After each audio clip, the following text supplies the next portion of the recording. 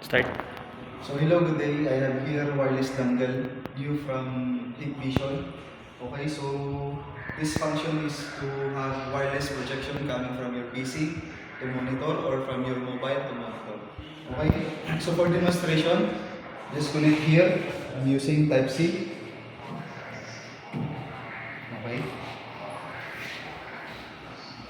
then wait for notification. If coming here wireless dongle pairing, just make OK. And then unplug, then connect it directly here in laptop. Type C. Then after that, just wait for a few seconds. Coming here notification from monitor.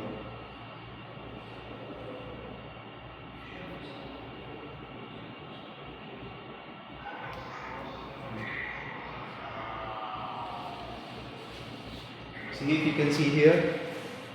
Press the button. Then just press also from here. Now it's coming.